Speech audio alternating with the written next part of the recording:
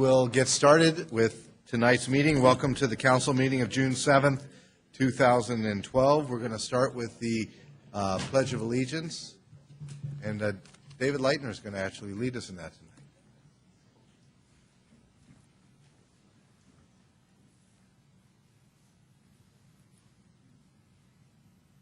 I pledge allegiance to the flag of the United States of America and to the republic for which it stands, one nation, under God, indivisible, with liberty and justice for all.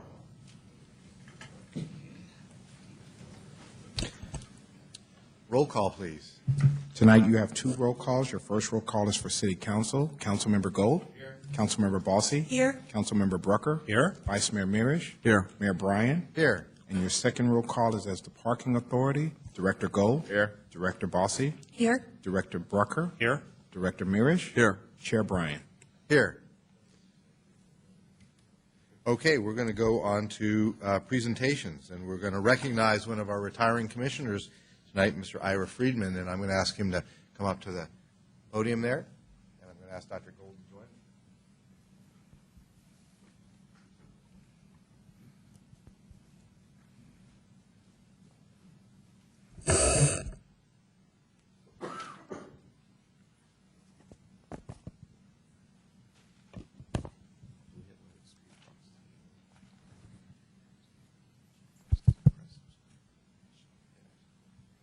So, Ira, it's really bittersweet when we have to say thank you for all of your service because that means we're losing your service on this wonderful commission. You served fantastically with the Traffic and Parking Commission. I had the opportunity to work with you as a council member and mayor, and I want to thank you for your years of service, including being the chairperson in 2010 and 2011. I also wanted to invite Dr. Gold here because I believe you and he worked closely together over the course of time. I'm going to actually hand you this wonderful, not you, you're going to hold it. He's always trying to take you. I'm surprised he didn't grab the gift. I don't know what's in it. So I'm going to give you this plaque thanking you for your years of service. I'm going to hold on to the gifts so that he doesn't take it. I'll give it to you at the end. But Julian, maybe you want to say a few words. So, Ira, I too want to add my congratulations. It is bittersweet. You did a great job. 6 years goes very, very quickly. And for one who actually served with you, I have to say to everybody, you were a pleasure to serve with, and you always were thoughtful. You always had great ideas, and you really, really did help the commission do stuff that it had to do. So congratulations, and we do appreciate it. Thank you. I wanted to just say that the 6 years, a lot of people said, well, but you're glad it's over. No, actually not. I enjoyed every minute of it. I enjoyed working with all of my fellow commissioners, the staff, which is back here, Aaron and Dave, and Chad, and all the other people that we worked with. It was great. And the biggest thing, I think, accomplishment is I wasn't indicted, so. Thank you very much, and it was my pleasure to donate my time to the city. We've lived here, my wife over here, and I and our family have lived here since 1980. Our kids went to school here, and the city has been great for us, and except for 1 year when I was hallucinating and had an office in West L.A., my office has been in Beverly Hills since 1976. And I probably will be here till they carry me away, and then I'll stay a little later after that. Thank you very much. Yeah.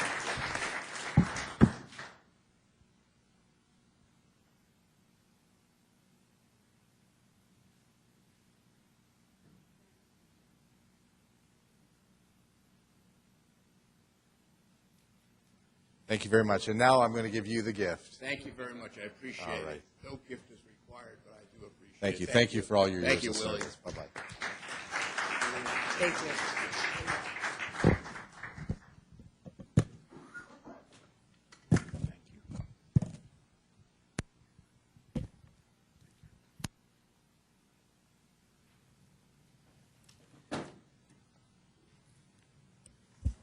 Okay, we will now go to oral communications on items not on the agenda. And we do have a telephone phone-in number, and that number is 310. What is that number? It's 310-285-1020. Oh, very well done. Anyone call in yet? Okay, so I have a couple of speakers who'd like to speak. I'm going to start with Jody Kleinman.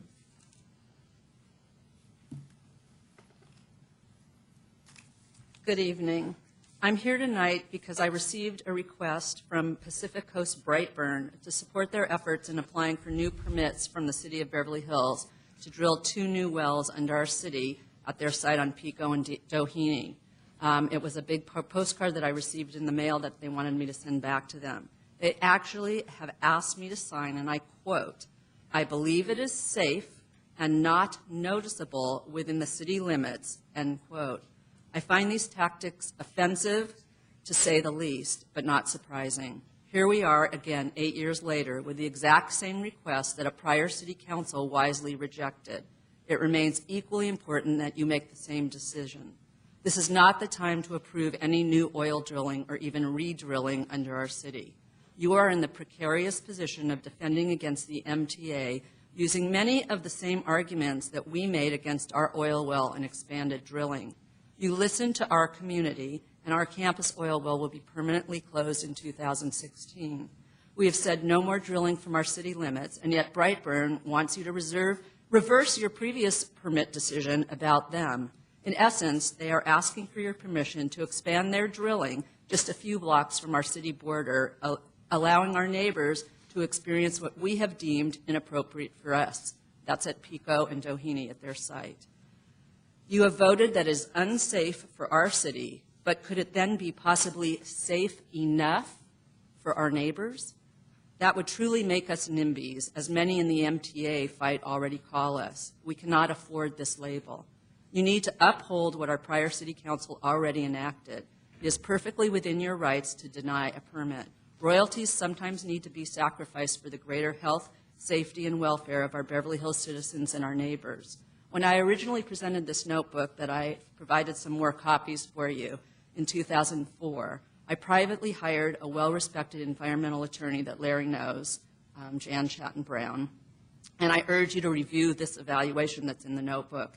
It was clear that Brightburn was not following the rules then, and it appears to me that they want to do the same now. I also hired a private geologist, and he raised legitimate geological concerns. Much of what both consultants said is very relevant in your fight with MTA, specifically about the CEQA process and potential risks. In this notebook, I also included many relevant articles detailing the dangers of oil drilling and drilling in urban areas. Please do not have institutional amnesia when Brightburn comes back. Their arguments will be the same, their spin will be the same, but all the facts related to risk also remain the same. In fact, the science documenting risks is even stronger today than in 2004. We have come a long way to correct our own oil mistakes of the past. We have already been down the same road with Brightburn, and we prevailed then. Please preserve the intentions of our past city councils and once again reject Pacific Coast Brightburn. One more sentence. A name change does not change what we know to be true about industrial drilling in residential urban areas and the potential risks for all of us. I come to you tonight before they officially present their ideas to you. I urge you to reject Brightburn again. Recommit to what a prior city council enacted, have the courage to stay consistent, and leave our city's environmental legacy intact. Thank you. Thank you. Next, I'm going to have Justin Lanning come up, who wants to speak on violence and crime in Beverly Hills. Hello, everyone. 3 minutes. Thank you. My name is Justin Lanning, and I've been living in Beverly Hills for many years now. I shared my time at Hawthorne Elementary and Middle School and completed Beverly Hills High School early. I love living in Beverly Hills. It's a beautiful, beautiful city to live in. The police, the medical, and fire departments are all second to none and absolutely incredible. I have been active in charities and community projects within the city for many years. And unfortunately, now I am in fear of my life. I don't say this lightly. My mother, Nancy Lanning, is a breast cancer survivor. She's 63 years old. She's 5'1", and around 100 pounds, and I'm not exaggerating. My mother suffered a very serious concussion. She was really hurt. Thank God she doesn't remember being attacked while she was in bed in our own home, and then knocked unconscious and dragged into my hallway, where we were both forced to watch each other get terribly beat up at close point of facing what it seemed to be certain death. Most incidents occurred here in Beverly Hills. I have a chronological listing of the last 5 events, and I have 2 police reports here, which I'd love to give to whoever, just so you can verify what I'm saying is true. On January 30th was the most recent attack, which I'm speaking of in Beverly Hills, where and forgive any misunderstood information, but where 4 African American men entered my home on January 30th, and it says in the police report what happened. It's actually very hard for me to talk about, and I seek not to alienate the police department or jeopardize the case in any way, shape, or form. But on January 30th of this year, there was a very serious attack on my family. The previous one before that was October 26, 2011, where our home was pretty much burnt down, except for the amazing response of the fire department, thank God. There was a more recent event on May 10th, which I believe is all connected to everything, at my father's building, which is not located in Beverly Hills. There have been over 25 incidents to date, and I please just encourage the City Council to take a deeper look at this matter. This is a life-threatening situation. I do not feel safe at my home in Beverly Hills. Beverly Hills is known for being a safe city, and please, I just urge the council to take a deeper look into this issue. Thank you. Thank you, Mr. Laney. If you have documents that you would like us to see, you could give those to the city clerk. He will make sure that we get those documents. And I did also go through the appropriate channels. I went to speak to the lieutenants, and then I tried to see the captain, and I don't know where else to turn. I feel like I need to speak to council. So All right. Thank you very much. Thank you. Next, I'm going to call up Mr. Thomas White from the Municipal League to talk about an upcoming league meeting. Mr. White, welcome. Thank you very much. I'm Thomas White, Chairman of the Municipal League of Beverly Hills. I'm here to invite the council and our residential community and the public at large to our program on Thursday, June 14th, 2012 at 7 p.m., which is 1 week from tonight, called an update on Metro, where we're going, where we are and where we're going. This will be a town hall meeting, and it's sponsored by the Municipal League of Beverly Hills and the Beverly Hills PTA Council. And among our speakers are, and I won't list their titles because all of these names are well known to you, Brian David Goldberg, John Marish, Lisa Korbatoff, Lily Bossy, Dr. Gary Woods, Kevin Brogan, and Tim Baresh. And Mr. Brogan is the trial counsel for BHUSD in their opposition to the Metropolitan's decision on tunneling underneath Beverly Hills High School, and Mr. Baresh is the engineering expert for Beverly Hills Unified School District. So we're looking forward to a very informative session with these speakers and experts, and this is an extremely important matter, as we all know, and I believe our community is unified in this matter as it has ever been, certainly in my 35 years of living in Beverly Hills, and we welcome everyone to come and attend and participate in this event, and we'd be very pleased for all of the council to come and senior staff as well. So we look forward to seeing you on the 14th, 1 week from this evening. Thank you, Mr. White. As you know, I responded to you already that I thank you for that. Yeah, I did. I'm glad you reminded me. Mayor Bryan was invited by the league board to be a speaker, and unfortunately had to decline because of the Conference of U.S. Mayors, which he'll be attending next week. So we regret your inability to be with us, but we'll take you up on your your offer to appear at another meeting, and we thank you very much for that. Thank you very much. Thank you. Mr. White, just maybe you want to just tell us and the community where the meeting is actually going to be held. I beg your pardon. I went all the way through this and ignored one of the most important parts. It's at the Beverly Hills Women's Club, which is 1700 Chevy Chase Drive at Benedict Canyon Drive in Beverly Hills, and it's a lovely place, and we're going to have refreshments, and a good time is guaranteed for all. Thank you again. 7 p.m.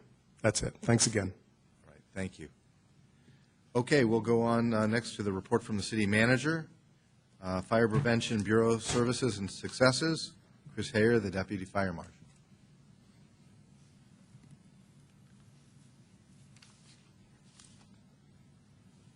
Welcome. Good evening, Mayor, members of the City Council. I'd like to share the next few minutes discussing the services and successes of our Fire Prevention Bureau. Our services include fire plan check. And this is fire plan check of various fire protection systems, including but not limited to fire sprinkler, fire alarm, and alternative fire extinguishing methods for both new construction and tenant improvements.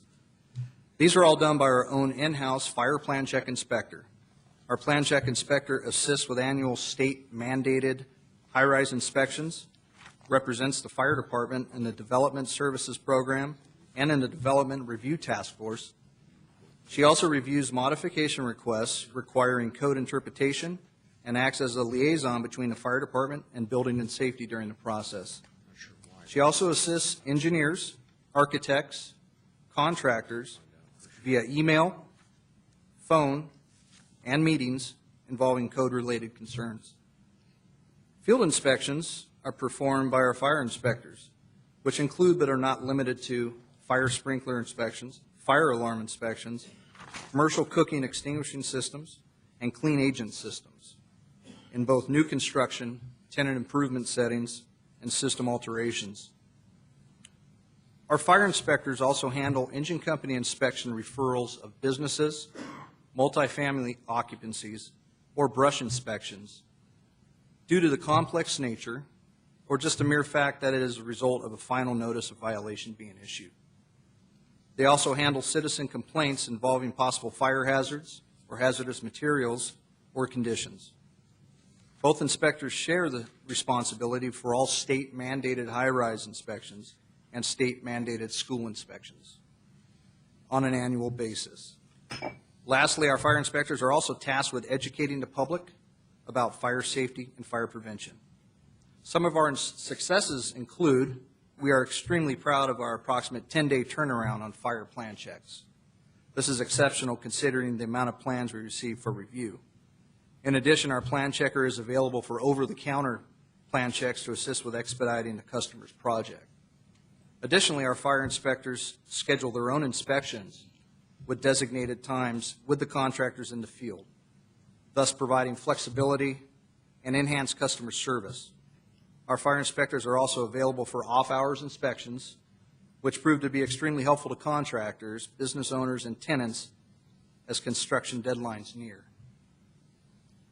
I would like to close by saying I'm very proud to work in a fire prevention bureau that is staffed with such a fine group of dedicated, professional, and highly motivated employees that share a common goal of providing superior customer service and fire prevention services to the citizens, business owners, and visitors of the city of Beverly Hills.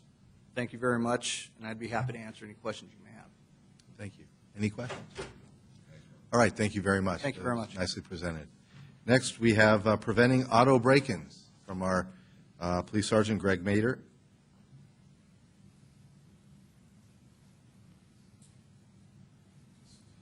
Welcome. Thank you.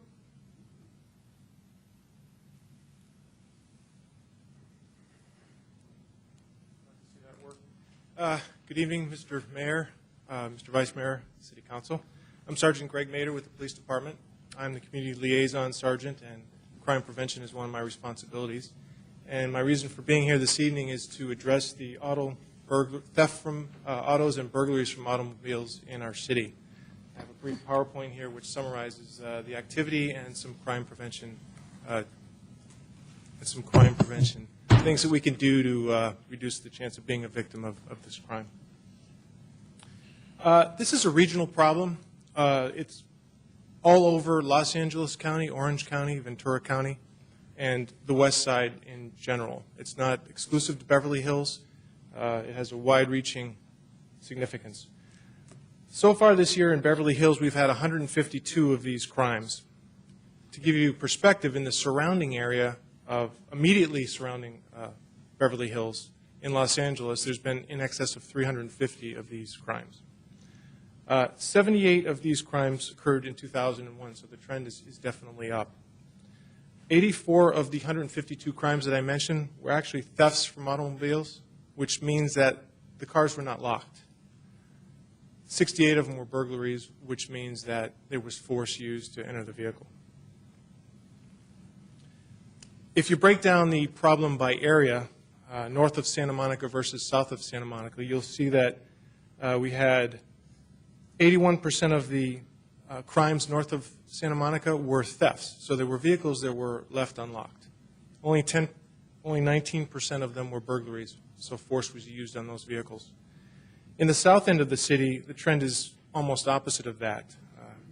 40% were thefts, so the vehicles were left unlocked, and 60% were burglaries, so force was used on the vehicles to get the property.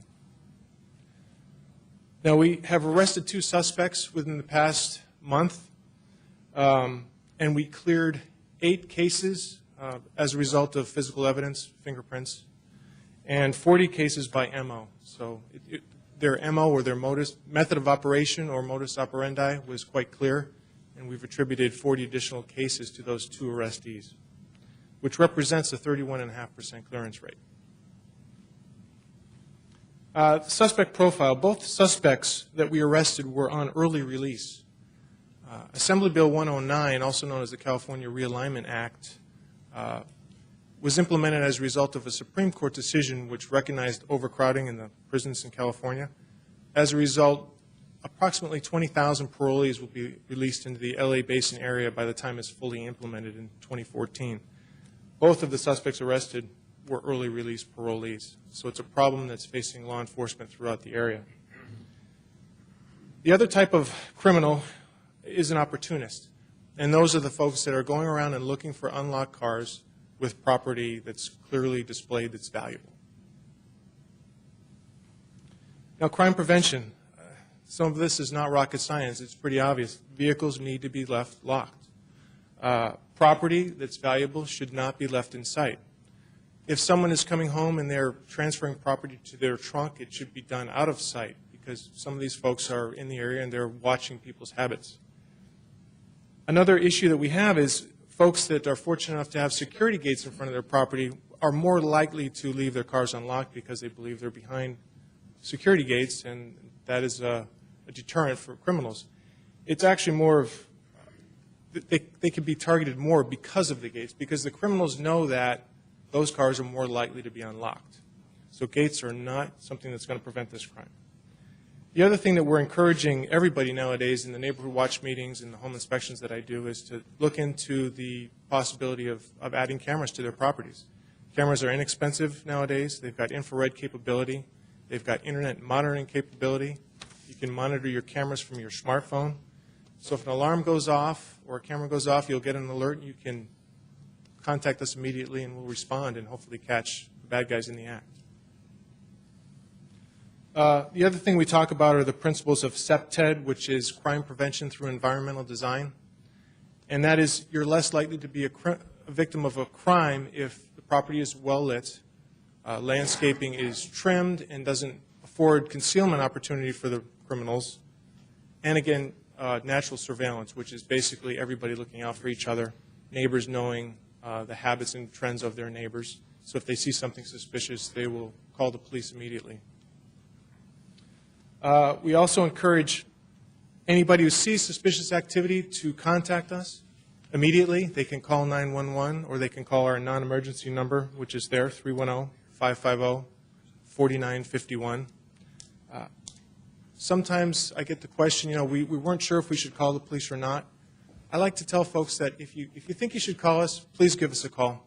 because it's always fine for us to go out there and find out that we're not needed, as opposed to going out there after the fact and finding out that we were needed and that we may have been able to deter a crime or catch a criminal if we'd been notified sooner. One other side note is on June 6th, one of our officers, Officer Kevin Berger, was actually having his breakfast at one of the local restaurants when he observed two burglars who came in to have breakfast that he had seen on some surveillance video. He brought in other officers, and they detained these folks and confirmed them to be the burglars of two of our 459 to residences, and one in West Hollywood. So that was an excellent arrest, and we give him kudos for that. Questions for me? Any questions or comments? So I want to thank you. I actually think that this is important. I know you did a neighborhood watch program up in Truesdale. They had some concerns, and the Truesdale people are pleased that there's seems to be some improved or increase in terms of just police cars and availability around Truesdale, so I thank you for that. And I do think that this is important because this is something in general. Locking your car door is simple. I actually had someone break into my car not too long ago because for the one time, and I mean one time, I didn't lock my door. They went into my car. The only good news is that the only thing they took was a pair of prescription sunglasses. They will never be able to see out of those things. But it's just so simple, and it really was the one time I realized in the morning I had forgot to lock my car door the night before. So, yeah, it's my house. It was at my house. Yeah. So, I thank you very much, and I think that just public awareness about simple things can make a big difference. And you guys being around and on the streets is obviously the greatest deterrent. So, thank you very much. Thank you. Okay, we will go on to item D1.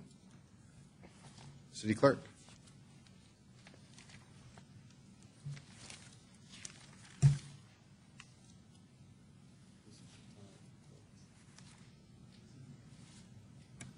This is the time and place set for a public hearing to consider resolutions entitled Resolution of the Council of the City of Beverly Hills adopting the annual appropriations limit for the fiscal year 2012-2013, and Resolution of the Council of the City of Beverly Hills approving the operating budget and financial policies for the 2012-2013 fiscal year and appropriating funds therefore, and Resolution of the Council of the City of Beverly Hills approving the capital improvement program budget for the 2012-2013 fiscal year and appropriating funds therefore. Let the record show that the notice of this hearing was published as required by law. The records and files of the Administrative Services Department and the report of the Director of Administrative Services, Chief Financial Officer concerning this matter shall be entered into the record. Fantastic. Thank you. We will have an oral report on this matter from the Budget Manager, Don Harrison.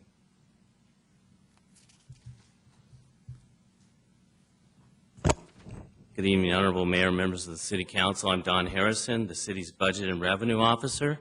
The item before you tonight is a consideration and adoption of the city's annual budget for fiscal year 2012-13, including the adoption of the appropriations limit, the operating budget and financial policies, and the capital improvement budget. Let me provide a brief overview and recap the budget process, the proposed budget, and an alternative proposal that staff has developed for your consideration. As you know, the budget process began in November with the dissemination of budget materials to each department for their completion of their fiscal year 2012-13 requests and descriptions of their ongoing tasks and their work plan items for the coming year. These were compiled and personnel costs were calculated and distributed to appropriate programs. Next, the city manager met with each department to review their budgets and work plans for the coming year. This information, along with revenue projections, allowed for review of all enhancement requests and decisions to be made on each. Upon completion of this review, the proposed budget was developed and provided to the City Council for its review. Based on the estimated expenditure needs and conservative revenue estimates, there was a gap of about $5.15 million in the initial budget. We utilized several one-time measures to close this gap prior to completing and presenting the proposed budget. As was previously presented to you, the proposed budget includes transfers to the Parking Authority and the Clean Water or Stormwater Fund totaling $6.3 million. Without these transfers, the proposed budget would have decreased by $48,000 or 0.03%. Basically, it would have been flat compared to the projected year-end 2011-12 expenditures. As such, these transfers and the structural imbalance that exists in the Parking Authority and the Clean Water Stormwater Fund were the predominant cost drivers for this budget. Concerning cost containment, the city has taken significant steps in recent years to reduce current and ongoing expenditures, as well as long-term liabilities, both funded and unfunded. Examples of this include the recently approved MOU or contract with the city's Police Officers Association, which provides for no increases in salaries over the first 2 years of the contract and establishes a new lower tier of retirement benefit for employees hired after July 1 of this year. Similar terms are expected in the final MOU or contract with the firefighters and in the next round of contract negotiations with miscellaneous employee associations. The city's development of the Alternative Retiree Medical Program, or ARMP as we call it, and the Defined Contribution Retiree Medical Plan for employees hired after July 1, 2010, have significantly reduced the city's unfunded liability, as well as the total future costs for this benefit. In addition, through the budget process in recent years, the city has made budget cuts of $37 million and eliminated a net of 91 full-time equivalent positions in this time. These actions have significantly reduced the projected future gap between revenues and expenditures, but have not eliminated that gap. To be clear, this is a gap in projected future years based on certain assumptions for future growth. The city has not experienced an actual budgetary gap or adopted a budget which has higher expenditures than revenues. At 4 budget study sessions held in May, the City Council received public input on the budget, reviewed the proposed operating and capital improvement budgets, and heard recommendations from the City Treasurer's Citizens Budget Review Committee. Throughout the sessions, the City Council provided input and direction to staff on its concerns with the budget. The consensus message that the staff drew from these meetings was that the City Council does not wish to rely on future one-time measures to balance the budget, and that the City Council would like to make structural changes that will bend, if you will, the curves of revenue and expenditures so that realistic forecasts will provide an expectation of revenues that will exceed expenditures. Further, the City Council would like to phase in incremental changes to achieve this in an orderly manner without significant disruption to current services. As previously addressed, many structural changes have already been made, some of which the impact has not yet been realized and which provide a narrower gap even utilizing conservative revenue estimates. To address the concerns raised by the City Council at the study sessions, staff has prepared a multi-year approach to structurally change the city's fiscal trajectory. Using this approach, the city would phase out the use of one-time measures to balance the budget. Staff will continue to monitor revenues and conditions that might impact future expenditure increases, such as changes in actuarial calculations for retirement benefits, increases in health insurance costs, and state or federal mandates. This approach will also require significant fiscal discipline, such as implementing new programs only after determining offsets of revenue or expenditure reduction to cover the added costs. This approach will provide for a sustainable surplus for the general fund. The approach will rely on both revenue growth and budget reductions. As included in the agenda report, this approach includes the reduction of $899,100 in fiscal year 2012-13 general fund budget. The alternative proposed budget includes general fund appropriations of $172.6 million, leaving a budget surplus of $902,700. The total operating budget for all funds under this scenario would be $373.8 million. Additionally, in the agenda report, we reported that the $200,000 needed to modify the room 280A to provide for the ability to cablecast commission meetings from that room was not included in the proposed capital improvement budget and would need to be added. As there seemed to be a consensus to add this, the capital improvement budget resolution should be amended to provide for $41,216,500 in appropriations. With this brief presentation, the budget is ready for adoption. Adopting the alternative approach which we presented would amend the total appropriations in the resolution before you to $373,774,600. And we're pleased to address any questions or concerns which the council may have. Great, thank you very much. Is there anyone in the council chambers wishing to be heard on this subject?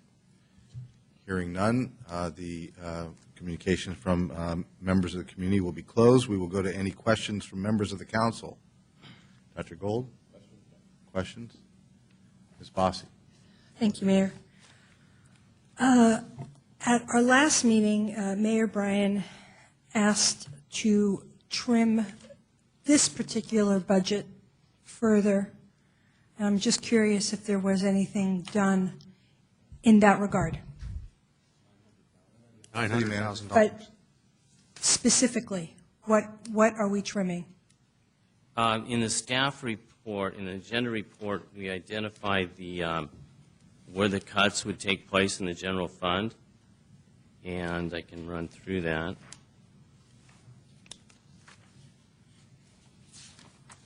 The almost $900,000 would be spread among virtually all departments. $109,000 of that coming from policy and management, $38,000 from the city attorney, $112,000 from administrative services, $146,000 from police, $100,000 from fire, $102,000 from information technology, $250,000 from public works, and $40,000 from community services. Yeah, I know. I read the report, but is there anything specific line item other than just the numbers? I didn't see that in the report. Do we have that? Yes, let me.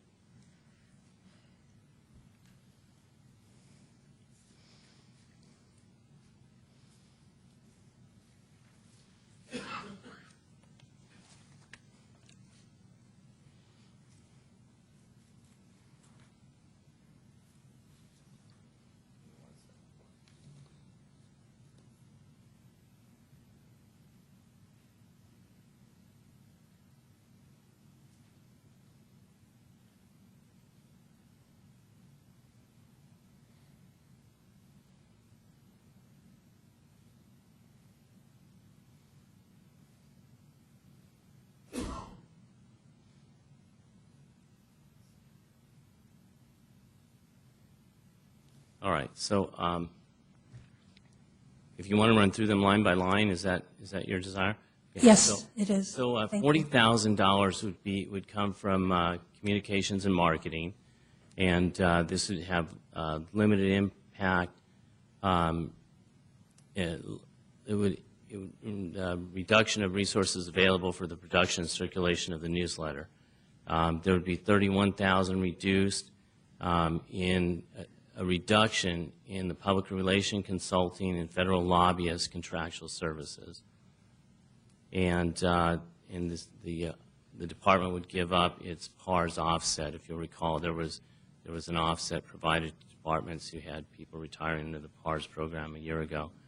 In the city attorney's office, there would be a $30,000 reduction in monies set aside to handle code enforcement, and there would be an $8,000 reduction in litigation and special services.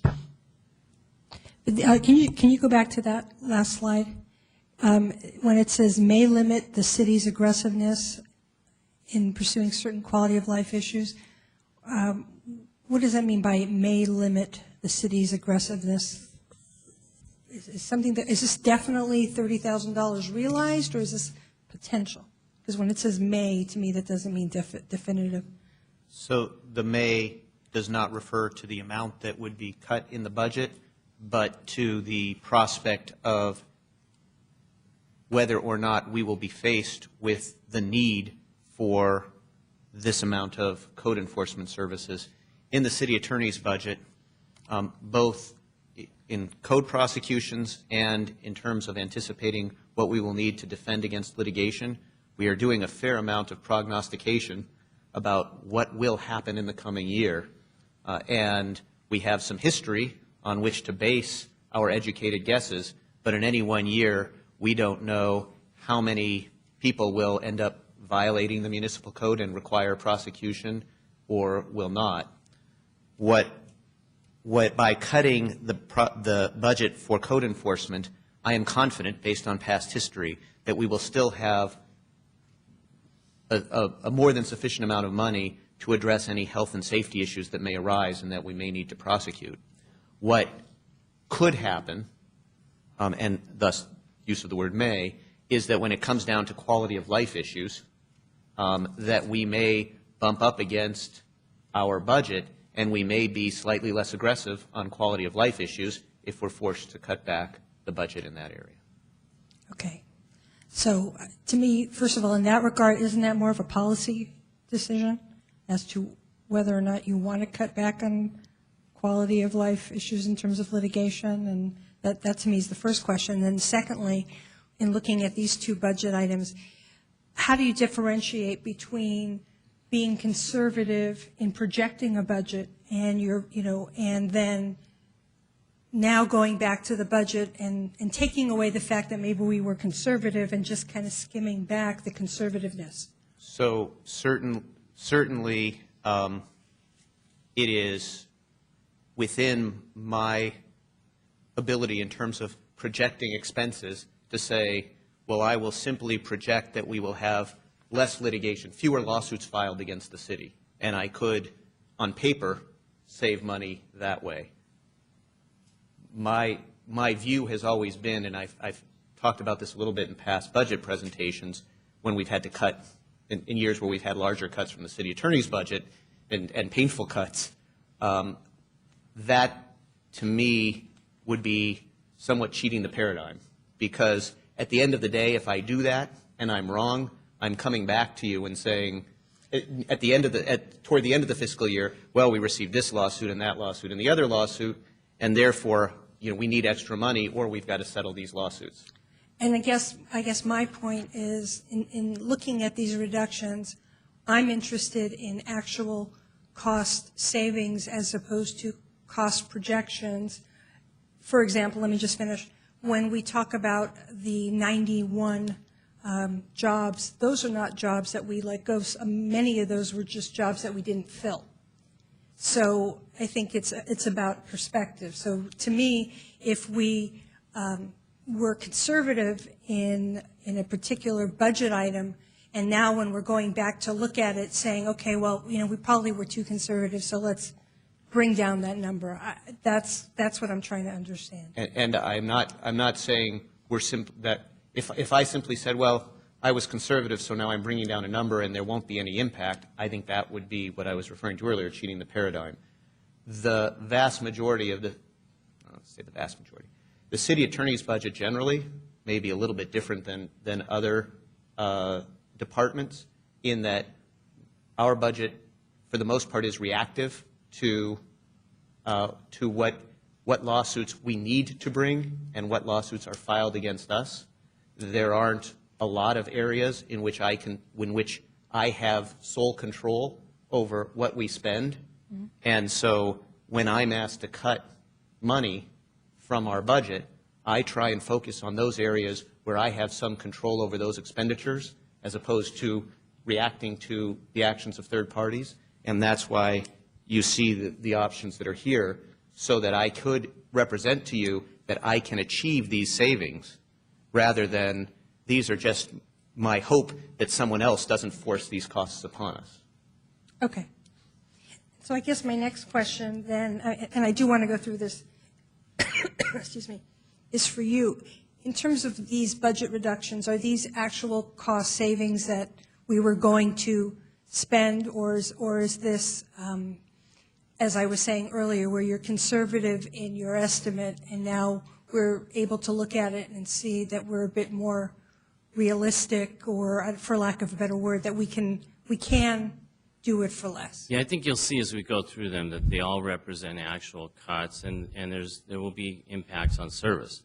You know, small, modest, but there will still be some things that won't be done as a result of the cuts being made. For example, you know, the access to the federal lobbyist or the public relations consultants, those won't be available. Okay. Well, then I think it is really important that we go through this line by line, because this is, in my mind, a policy decision, and we'll see if the council feels that it is something that is important to keep or not. So if you don't mind to continue. All right. That's right.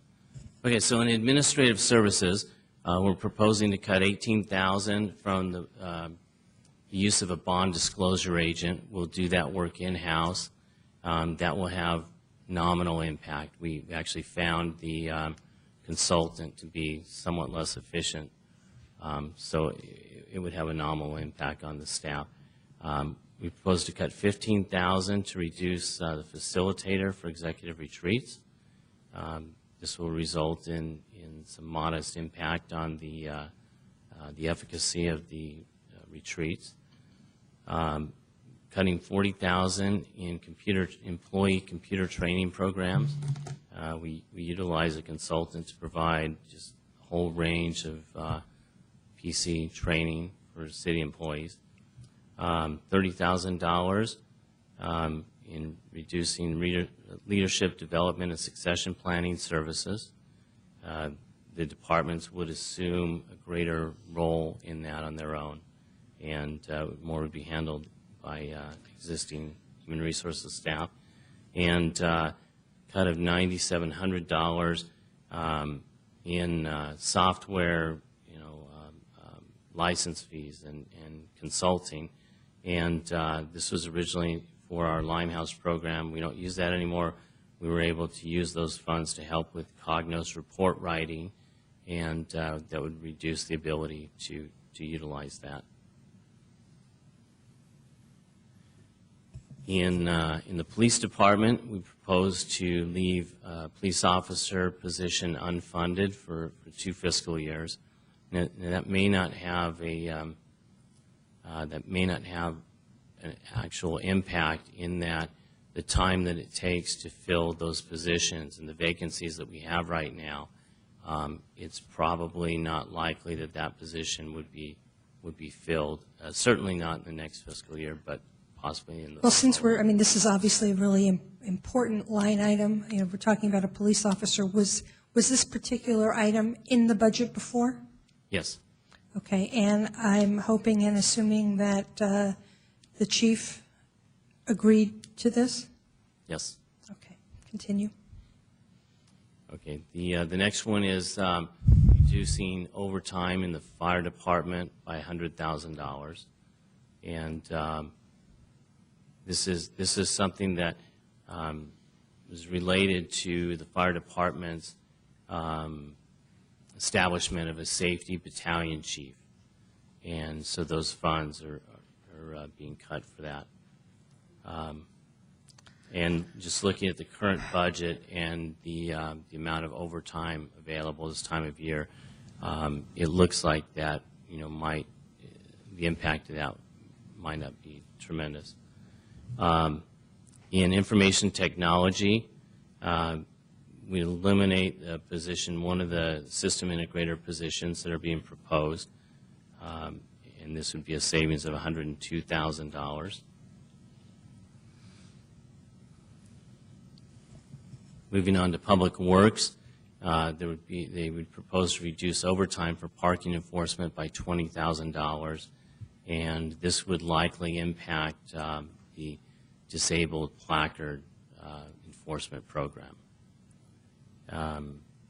They would propose to reduce their contract for parking operations, for contracted parking operations, by $100,000. In the short term, that would have a very little impact. In the long term, it may likely result in a need to come back to revisit that if. And this, it does say here that it assumes that the position for the parking service manager that was being proposed will be filled. That's correct. Okay. They also proposed to reduce their contract for parking citation administration services by $40,000. And again, this would have nominal short-term impacts. It would appear to have nominal long-term impacts in that if there is an increase in costs in the future, there would be offsetting revenue. We would just have to come back to council for enhanced appropriation, but it would be offset by revenue. Finally, they would propose to reduce the janitorial contract by $90,000. And this would likely have certain impacts in less frequency of certain janitorial tasks. In addition, they do point out that this, while they're seeing an increase in square footage that they're maintaining, to pull back, it kind of exacerbates the situation. But this can be done without, we would still have cleaning, it just wouldn't be as frequent. Well, how does that affect the quality of service? And when you say it's not as frequent, what does that mean? I mean, will we still maintain the level of cleanliness, for lack of better words, or is it going to affect? Yeah, I believe it would. I'll let Fred address that. The effect would be less service in areas that are staff, where the staff has office and stuff. Our window cleaning would probably be reduced to once a year rather than twice. And special cleaning projects would probably be prioritized and not as often. We would still maintain the basic janitorial service. And in our lease facilities, we would maintain those to the level that we've contracted to. Thank you. Finally, in community services, they would reverse the reclass from part-time to full-time that is proposed in the current budget of a library clerk, and this would result in a lower level of supervision during evening hours, and would likely have some impacts on the illiteracy program. Okay. And there's your total, just under $900,000 in reductions. And it would have impact on the literacy program? What did you say? Yes. Okay. So, having gone through it, the two items that I had mentioned at the last meeting, which was the water billing customer service manager at $163,900 is still in the budget, correct? Yes, it is. And the parking service manager full-time at $94,100, also still in the budget? That's okay. correct. So the other question I have for you is, in the resolution for the budget, it says the city manager transfers $300,000, CFO $100,000, and then at the end there would be a detailed report in the annual report. And I guess my question is, how long has this been in effect, this procedure? This clause in the budget resolution? Yeah. It precedes my time here. I believe it's been here for some time. Anybody want to speak to that? Yes? I just want to know if it's something that's was here been... prior to my... so it's been something that's been in the budget resolutions for, okay. Being that this is my second year, I didn't know. How long have you been here, Don? 2.5 years. Okay. On the transfer out of $6,300,000 to Fund 81 for parking-related projects, the prior budget, let me get to it. The prior budget had less, and now it has more. So, for example, in the prior budget, it was $33,493,000, and now it's $31,491,000. And I guess my question is, why would it be less if we're transferring money in? It seems to me like it would be more. I didn't follow that question. Well, in the budget, you've transferred out $6,300,000 to Fund 81 for parking-related projects. So far, are you following me? Okay. Okay. And then the prior budget, before we did this transfer, because the transfer came after our last meeting, the prior budget had less in that account, and now it has more. So I'm trying to understand, if you're transferring money out, to me, it seems like you would have less money as opposed to more money in a fund. Just counterintuitive to me, it didn't make sense. So we're now talking about the capital improvement program budget? I'm talking about the operating and capital budgets, and I'm referring to Budget 81. For example, right now, Fund 81 has $2,076,000 more than the previous budget document. So my question is, if we're transferring the money, shouldn't it be $6,300,000 more?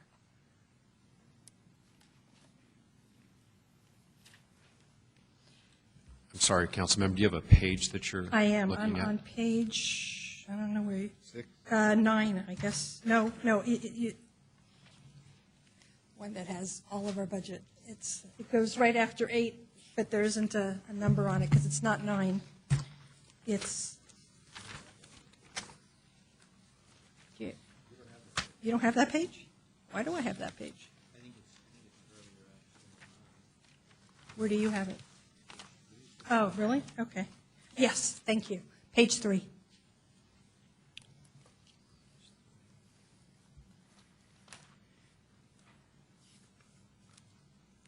And which line item are you? Well, I'm talking about the parking operations fund. Oh, 81. Yes, the one that we were talking about. Because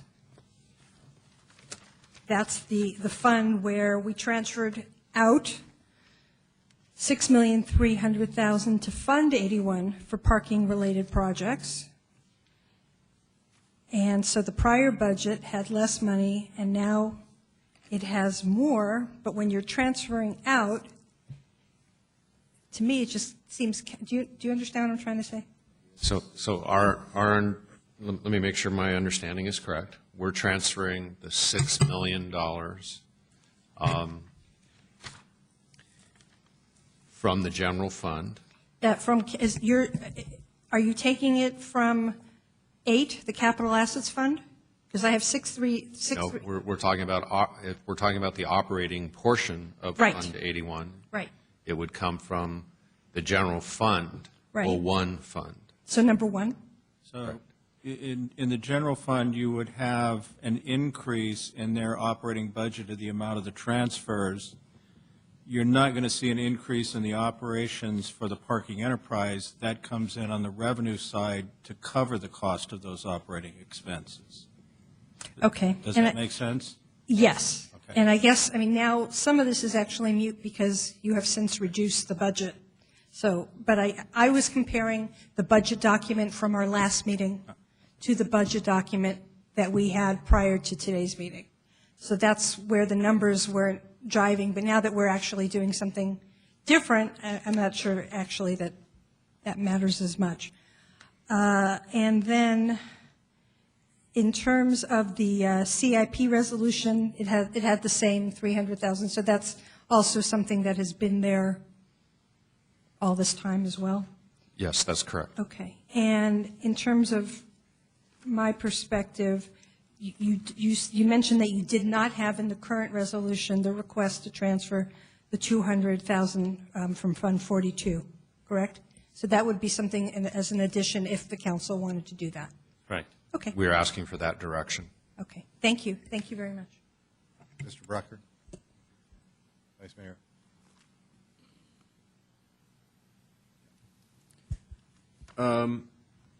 So with the reductions, what is the final total of the increase in headcount?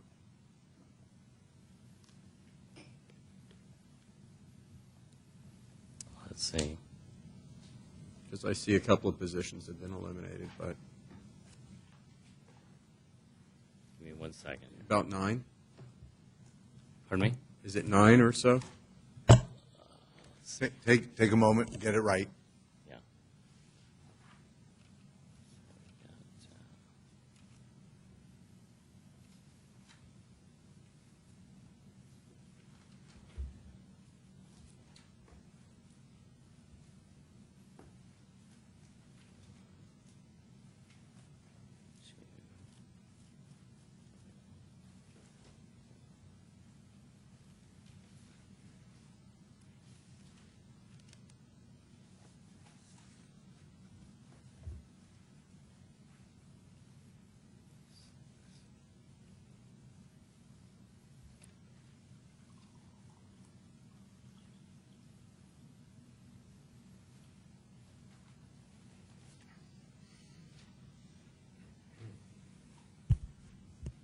6. So before, what was it before? It was 7 before, and now it's, yeah, I thought it was 11, wasn't it? Let's see. So we're cutting out now 5 full-time employees? Doesn't look right from what you've shown there.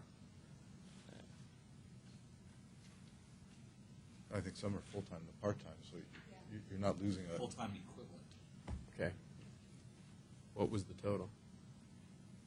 I see that one before was going to be part-time Yeah. and full-time. There's some reclassifications, and I think you're probably counting those. So what the total? That's why I'm asking. What was the total before, and what is it now? Well, it was there's one position eliminated from that, so it would have been 7 before. So it was definitely 7. Yeah. Okay.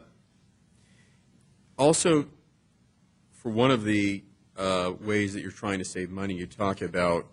Can you go back to where it was janitorial? I think. Yeah, there at the bottom.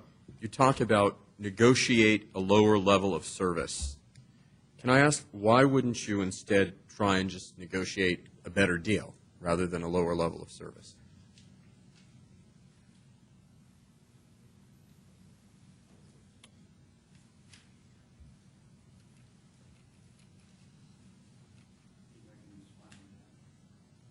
For the last couple of years with the previous budget cuts, our facility manager, Terry Wagner, has negotiated a better deal in the sense that we've gotten more bang for the buck. And they're running pretty lean right now, and our janitorial service, Able, has been very cooperative in trying to find these places where they can do more with less. And even that $90,000 is going to hurt, but we can figure out a way to do it, including some of the tasks will be done by our actual staff. So we will figure out a way to do it, and Able will work with us, and we'll negotiate basically more work with a little less money. What percentage of the overall deal with them does the $90,000 represent? It represents roughly probably about 3.5% or so. 3.5%. So their deal is millions.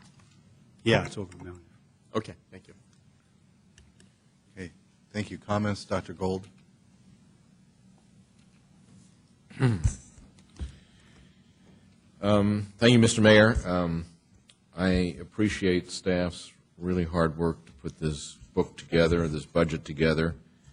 I especially appreciate the fact that after our review of all of it, you went back, you found another almost $900,000 to take out of the budget, and I think took to heart the notion that we need to maintain a reasonable margin between our revenues and our expenses.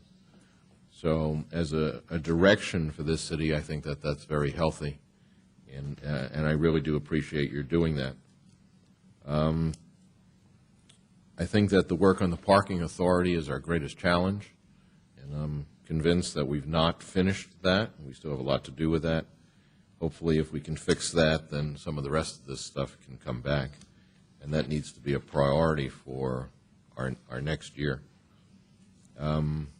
In terms of how you've managed the personnel and things like that, I really do believe that that's yours to do, and as long as it stays within budget, I'm okay with it. I'm also okay with the appropriation of an additional $200,000 to upgrade the audiovisual in 288. So all in, I'm comfortable with the budget. I think it's been a lot of hard work, and I appreciate it. Thank you. Thank you, Ms. Bossi. Thank you. Well, at least for me, I would have preferred to have seen this before tonight, to have had time to digest it and see, you know, what we think is a priority or not think is a priority. I still am of the opinion that some of this was a bit inflated on a conservative level, but from my perspective, eliminating safety personnel that was initially part of the budget last week and now this week isn't, I'm not comfortable with. In general, I agree that it's not our job to micromanage specifically staff in terms of who the staff is, but I do believe, from my perspective, it is our job given the direction that we are asking of our public safety and asking of our staff in terms of hiring new staff for positions that I feel can be done now, and creating, once again, new pension problems, and that is just, from my perspective, kind of kicking the can down the road. So, as I said at the last meeting, I couldn't support those positions. They're annual, and I can't support them. In terms of the CIP, as I do support the transfer of $200,000 to fund the upgrade in 280A. I think that's a wonderful use of the money in terms of priorities. I do not, as I've said earlier, support the potential of what is budgeted as potentially up to $10 million for the Public Works storage facility. So based on that, I'm unable to vote on the budget or on the CIP. Thank you. Thank you. Mr. Brucker. Okay. All right. I do have a question, because maybe there's something that I'm missing here. To Councilmember Bossy, not on the CIP, because I understood that one. On the general fund, the two positions that you're talking about, shy of those two positions, which amount to what, $200,000, would you then have been prepared to vote for the general fund budget? Tonight?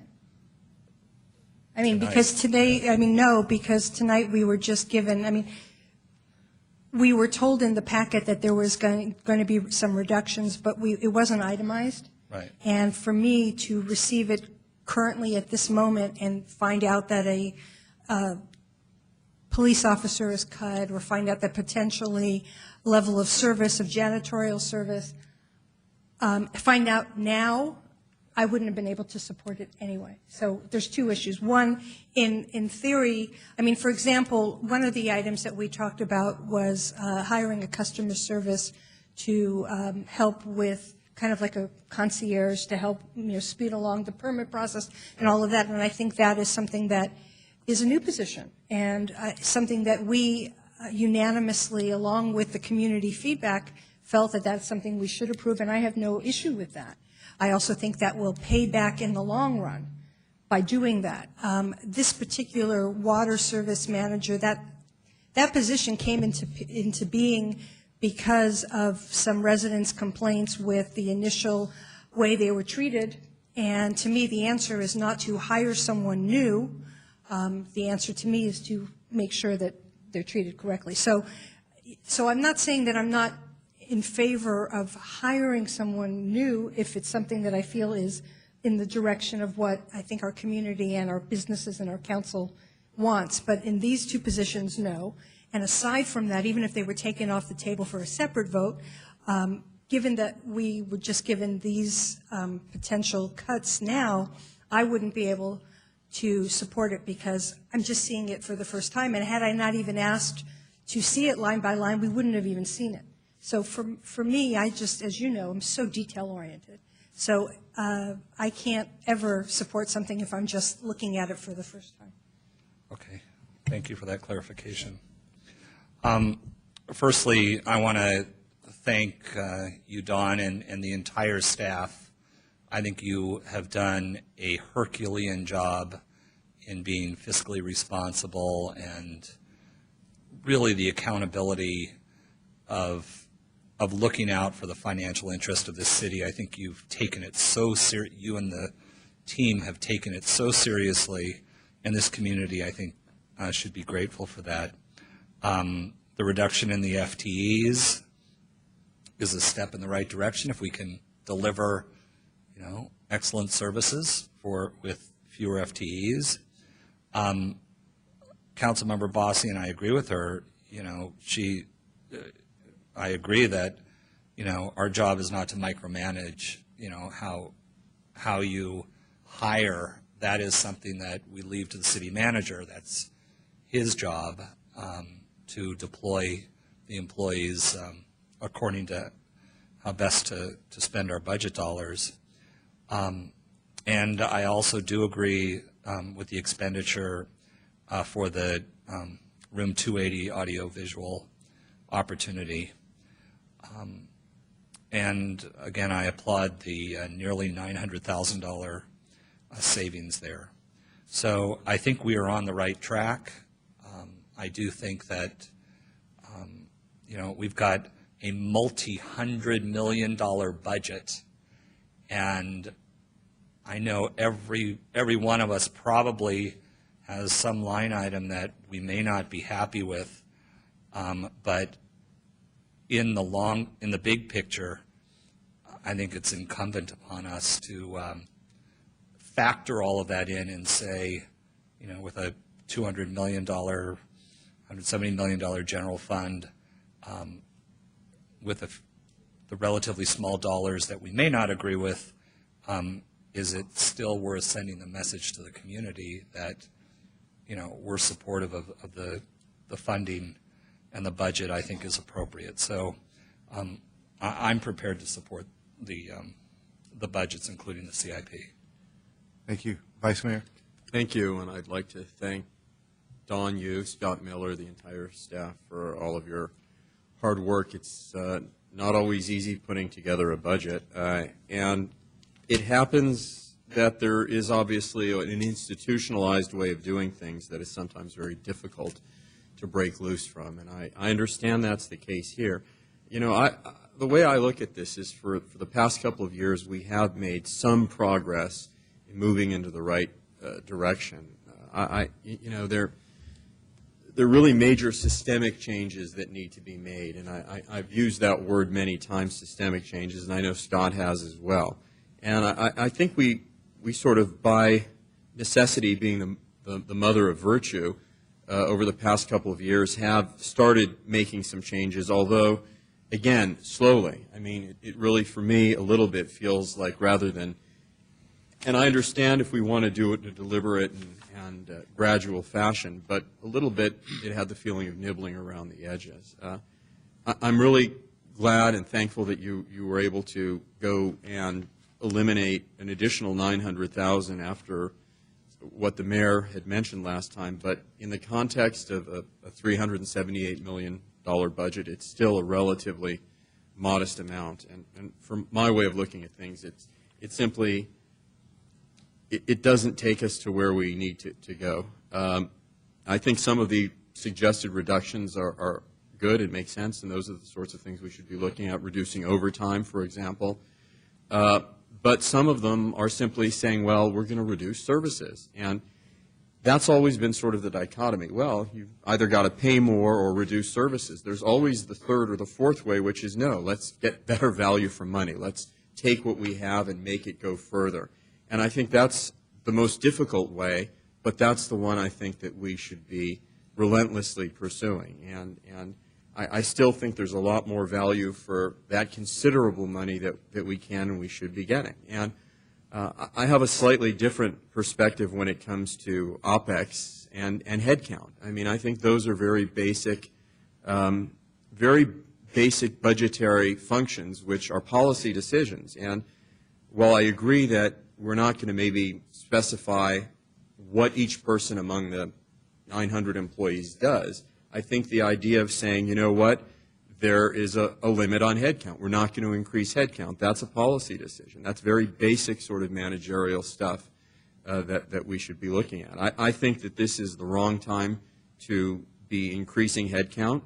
I know, Barry, you mentioned we're reducing it. We're actually increasing it this year. And I know it's only a few, but again, I think that that's the wrong direction from the direction that we need to be going in. And I think if we want to have certain functions like a concierge, which I think we all agree would be a good idea and would provide services for businesses and for residents, then that means then we need to take that from somewhere else, and that's what we should be doing. In all of this as well, while we're increasing head count, and I've made no secret of it, what kind of rankles me is that we're still in a way sticking it to the residents, and we have it on on the consent calendar tonight, the second reading to let's increase water rates another 14% over the next 2 years. And so, as said, I have great difficulty with that in mind, supporting a budget which I feel does not go far enough in making the kind of systemic changes that we can and need to be making. I'm not saying we take an axe and we do it all in 1 year, but I don't see that it has gone far enough, or we are where we should be. But I do appreciate all of the good work that you and everyone else on the team has done. I'd like to thank you for that. Okay, thank you. Well, I think that we've heard over the last several meetings that there's a structural imbalance in our budget, that structural imbalances require structural changes. Those imbalances are significant, particularly to our parking fund and some of our other enterprise funds.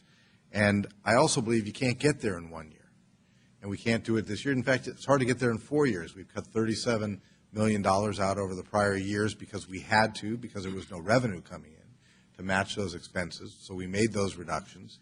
That, in large part, had we had more revenue, would have fixed some of the structural deficits that we had, but we didn't. So we made prudent decisions in reducing our budget substantially, and those substantial reductions had impacts on our residents and businesses, but didn't impact the critical services that we provide: our police, our fire, our support of our schools, and our public works project. All strained, all working a lot harder, a lot of retirements from the police department in the past year, and fire department, and those were over our negotiations that we made structural changes to our negotiating MOUs with the police department. That was painful and caused a ripple effect in the department. However, having said that, we also have been, I believe, one of the most prudent councils in terms of funding money now through our ARP and OPEB future liabilities by paying those liabilities down now. If we didn't do that, and we had kicked the can down the road on those future liabilities for the city, which is easy to do, because at the end of the day, we as a council wouldn't be paying it now. There'd be additional monies in the reserve or in our accounts to do other things today. We didn't do that. We were prudent and fiscal, and we did that for the future of the city, not for the impacts that it has today. So I think we've done a very good job over the last several years, and that's because of the hard work of all of the staff here. I also want to say that cutting another $890,000 out of this budget was important. Some of it, yes, has to be negotiated. Some of it is not a cut in a police officer. I want to be clear for the public. We're not cutting a police officer position. We are just not filling that position for 2 years. There's a difference. The chief would not allow the service to this community to be impacted, and he would be up at the podium right now telling us differently if he thought that he wasn't able to do this and maintain the safety and the less than 3-minute response time for a police department. And I have great confidence and trust in his ability to make sure that this community remains the safest community in America. So I actually think that those things are all good decisions that we've made. In addition to that, I can't tell, the city manager, Dave Gustafson, or anyone else how to manage a specific position. That's very challenging to do. It's very challenging in a large organization to start telling people, you need to get rid of this position or not hire this position. You have a job, city manager, and that job is to run the city. You need to guide us, and we need to support you with finances where we can, and where we have to ask you to reduce, I believe is your responsibility to provide the services to the community, the residents, the businesses of this community with the dollars that you have, and I trust that you will do it in the most prudent way. And the water, one can argue about the water billing manager or the parking manager, whether or not we need it or not, but I actually look at that as being a customer service benefit to our residents.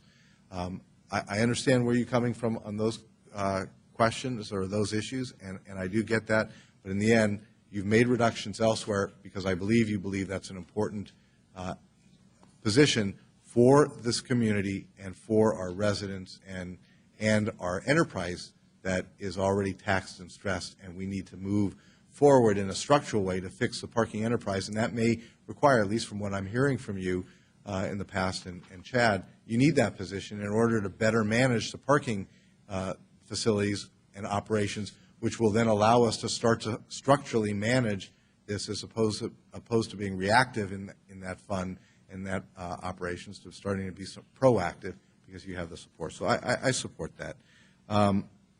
And to say 900,000 is too little, I don't disagree in concept with that. The question is, how do you get there in 1 year or 2 years? If we didn't do some of the things with the ARP and OPEB this year, we'd have some additional monies that we would be able to make some additional reductions in, but we couldn't do that. Okay. It's a balance. I think it takes years to get there. I commend you on the work that you did. I commend every one of you out in the audience here tonight for the work that you've done over the last year and the last many years. This has not been easy, year after year, facing challenges of increasing expenses. And I believe you're on the right road to starting to bend the curve in terms of expenses and hopefully getting us in a better position in the future. The same way we are planning for the future by funding our liabilities now and reducing those future liabilities to protect the long-term assets of this city. So I commend you on that. I support the budget. I support the CIP budget. And with that, I will now entertain a motion. So I move that the resolution. Before you do, I think there's not the budget, there's the appropriation limit resolution. I was going to start. You want to do that one? Okay. Yeah, that's. I'm You're starting with about that one? the first one. Okay, yes. because you were talking about the budget. Doing them separately. I move the resolution entitled Resolution of the Council of the City of Beverly Hills adopting the annual appropriations limit for the fiscal year 2012-2013 be adopted. I second that. Roll call. Councilmember Gold? Yes. Councilmember Bossy? Yes. Councilmember Brucker? Yes. Vice Mayor Mirisch? Yes. Mayor Bryant? Yes. I'll now entertain a motion on the resolution, on the next resolution. I move that the resolution entitled Resolution of the Council of the City of Beverly Hills approving the operating budget and financial policies for the 2012-2013 fiscal year and appropriating funds therefore be adopted. I'll second that. Roll call. Councilmember Gold? Yes. Councilmember Bossy? No. Councilmember Brucker? Yes. Vice Mayor Mirisch? No. Mayor Bryant? Yes. You're on a roll. I'm on a roll. I move that the resolution entitled Resolution of the Council of the City of Beverly Hills approving the Capital Improvement Program budget for the 2012-2013 fiscal year and appropriating funds therefore be adopted. With the amendment to add $200,000 to the from the IT fund to fund the upgrades of audiovisual. the audiovisual improvements for 288. Right. I'll second that with those amendments. Roll call, please. Councilmember Gold? Yes. Councilmember Bossy? No.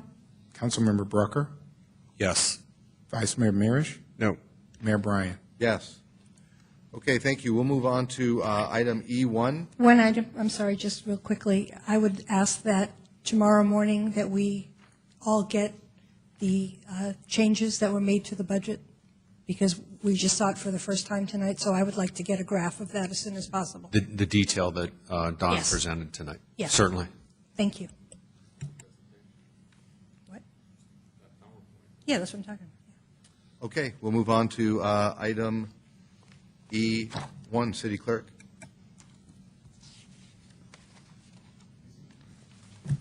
This is the time and place set for a public hearing to consider a resolution entitled, "A Resolution of the Board of the Parking Authority of the City of Beverly Hills approving the operating budget and financial policies for the 2012-2013 fiscal year and appropriating funds therefore." Let the record show that the notice of this hearing was published as required by law. The records and files of the Administrative Services Department and the report of the Director of Administrative Services, Chief Financial Officer concerning this matter shall be entered into the record. Thank you. May we have an oral report from the Business Manager, Don Harrison?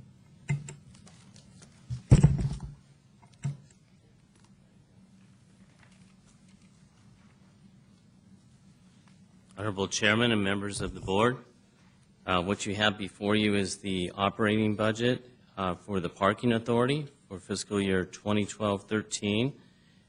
We have heard you that you want to streamline budgets, and so we presented a very streamlined budget for the parking authority. The resolution is ready for adoption. The appropriations are in the amount of $34,466,200. It includes a $5 million transfer from the city to the parking authority.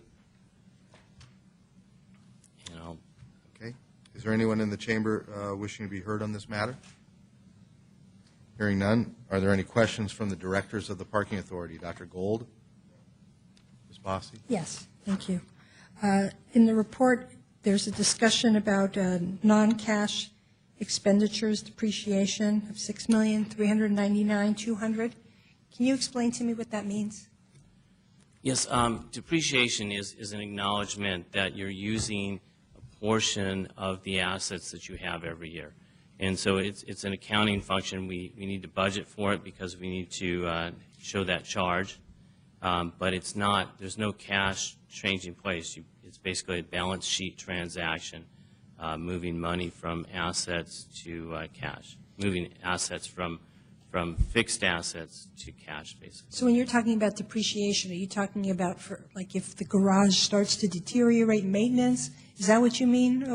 How does it? What it is, it's an accounting tool, and it takes the original cost of the facility and spreads it over a number of years.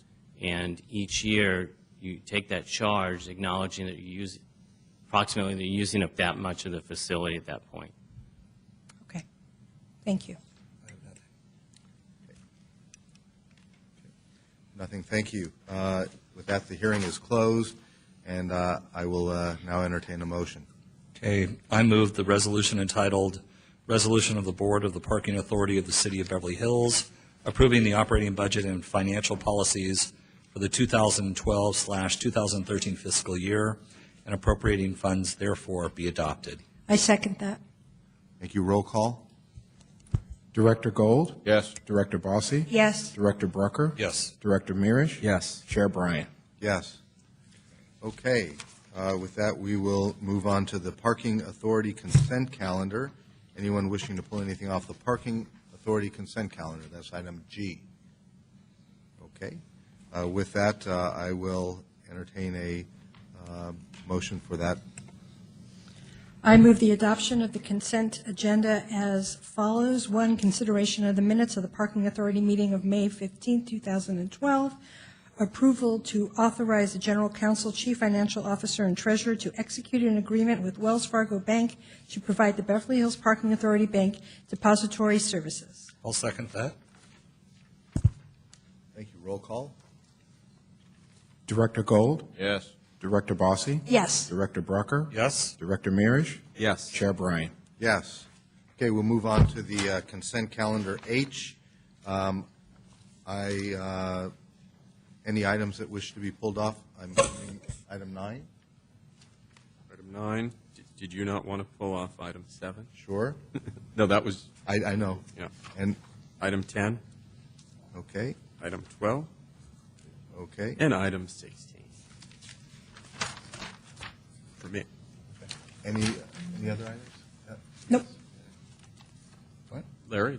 No, I don't have any. I didn't want Larry to. wants to pull something off. I do not want to pull something off, but I do have an amendment to item 13, which was the agreement with the law offices of Schutt, Mahaley, and Weinberger, and Finance Department asked us to include an appropriation which would contemplate both monies expended this fiscal year and next fiscal year so that we weren't coming back in a couple of weeks getting the appropriation for the next fiscal year. So I have a revised recommendation that would include an appropriation of funds and a purchase order that would, these amounts anticipate not just expenditures in the current fiscal year, but also expenditures in the coming 12-13 fiscal year. But this doesn't require us to take it out, correct? It does not require us to take it out, but I would request that the Amended. motion include the amended language here, which would be including the appropriation and the purchase order.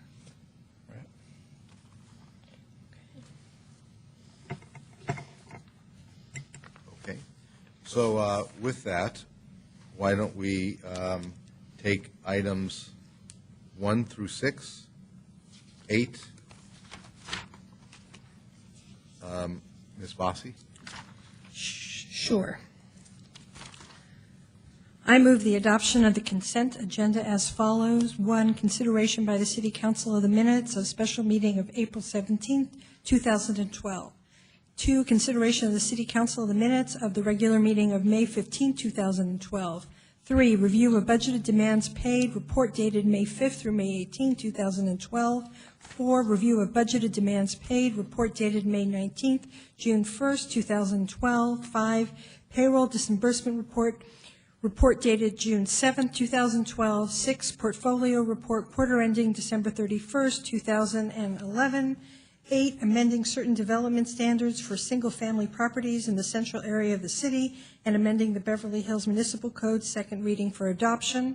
That's it. Thank you, Mr. Brucker. If you'll do number 11, 13, 14, 15, and 17. Move for the adoption and approval of number 11, authorize the city attorney, director, administrative services, CFO, and the treasurer to execute an agreement with Wells Fargo Bank to provide the city of Beverly Hills Bank Depository Services. Number 13, agreement with the law firm of Schutte, Mahaley and Weinberger, LLP, for special counsel services relating to the Metropolitan Transit Authority's West Side Subway extension with the following amendments To include the appropriation of funds and the purchase order as provided in the document that was just distributed to the City Council. So noted. Number 14, amendment number 1 to the agreement with Gruen and Associates for consulting design services related to improvements to City Gateway at Doheny Drive and Santa Monica Boulevard. Approval of a change purchase order in the amount of $121,509 to Gruen and Associates for these services. Number 15, amendment number 1 to the agreement with Gilchrist and Rudder, a professional corporation, for special counsel services. And number 17, rejection of a bid for contract work pertaining to the 221 North Crescent brick facade replacement project. I second that. Actually, I started it. You I started, can't so second you it. can second it. You'll second And it. I'll second it. I'll begin it. You can second it. Yes. Roll call. Councilmember Gold? Yes. Councilmember Bossy? Yes. Councilmember Brucker? Yes. Vice Mayor Mirisch? Yes. Mayor Bryan? Yes. Okay, item 7, deleting the requirement to accept dedicated property within 1 year and amending the Beverly Hills Municipal Code, second reading for adoption. Is there a motion? So moved. I'll second. Roll call. Councilmember Gold? Yes. Councilmember Bossy? Yes. Councilmember Brucker? Yes. Vice Mayor Mirisch? Yes. Mayor Bryan? No. Okay, item number 9, to increase water rates in fiscal years 2012, 2013, and 2013 and 14, second reading for adoption. Unless there are comments, I'll entertain a motion. So move. Second. Roll call, please. Councilmember Gold? Yes. Councilmember Bossy? Yes. Councilmember Brucker? Yes. Vice Mayor Mirisch? No. Mayor Bryan? Yes. We'll go to item number 10, an agreement with J.K. Micklin, DBA Yamada Enterprises for furniture purchase and installation at Beverly Hills Public Library in the amount of $229,983.82, and approval of a purchase order in the amount of $225,983.82 to J.K. Micklin, DBA Yamada Enterprises for the work. So moved. Is there any comment? Yeah, questions. If I understand correctly, this is for the, as a result of the construction, it's a direct result of the new. Children's. Right. Yeah.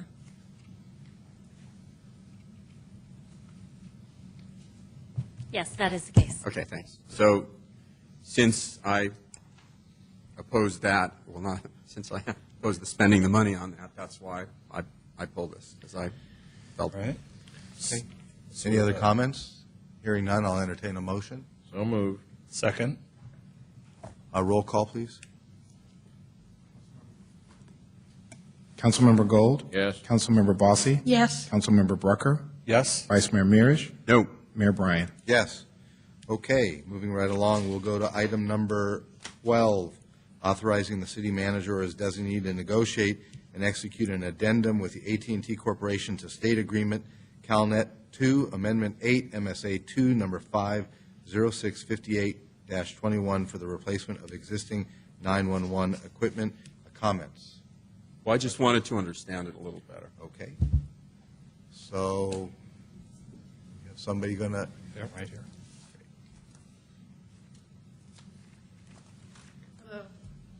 Hi, I'm Donna Norris with the Beverly Hills Police Department. Good evening. You want to know more about the requesting? Well, no. Why would we designate the city manager? Why wouldn't we designate the chief, for example?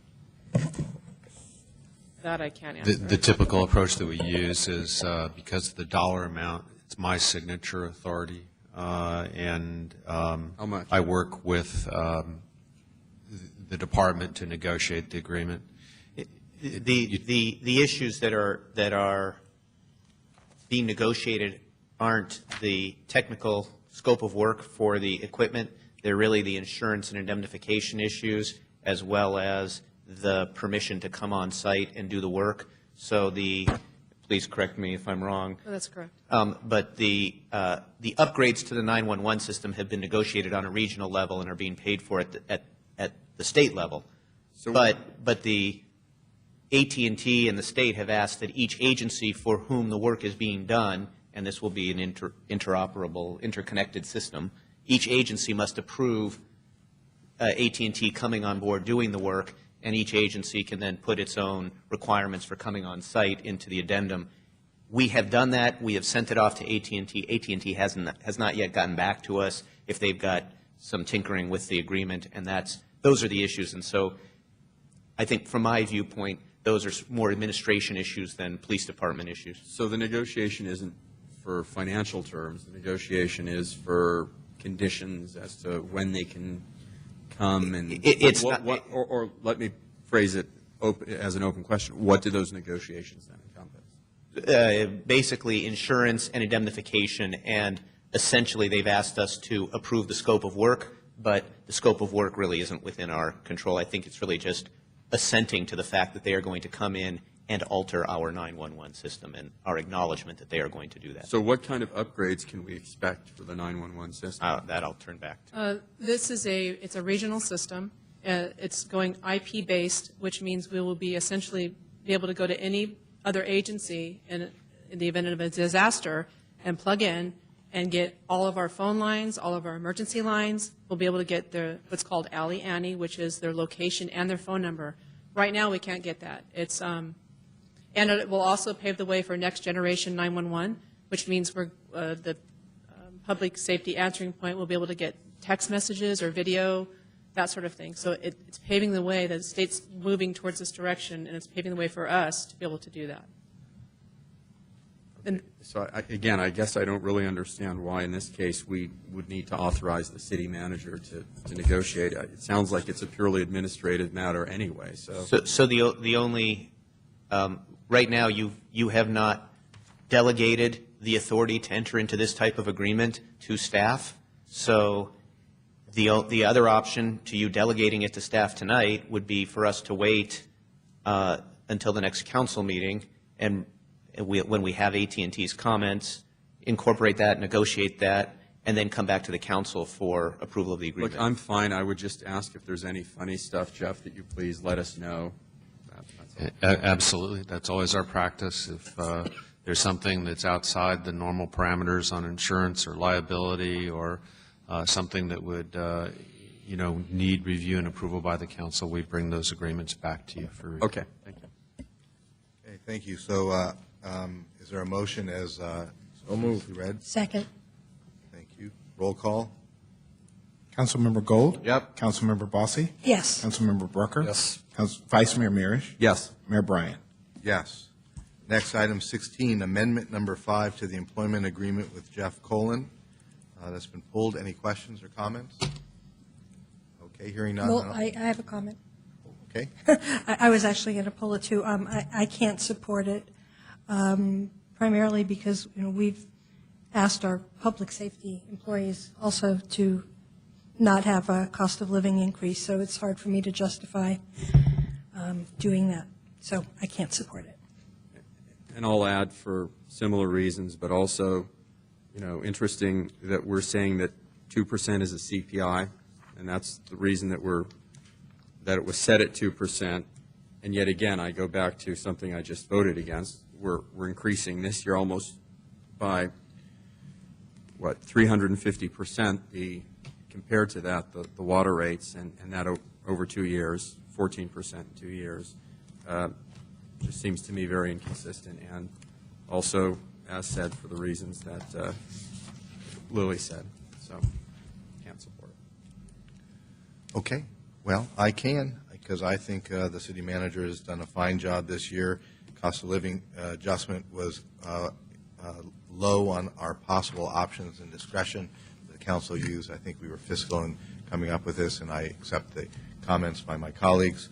And with that, I'll entertain a motion. So moved. I'll second. Roll call. Councilmember Gold? Yes. Councilmember Bossy? No. Councilmember Brucker? Yes. Vice Mayor Mirisch? Nope. Mayor Bryan? Yes. Okay, the commission synopsises are before you. Other business, I just recommend that you all read the Courier in the morning, the editorial. It'll give you a great insight about the budget decisions that were made prior to the close of the public hearing tonight. Thank you all.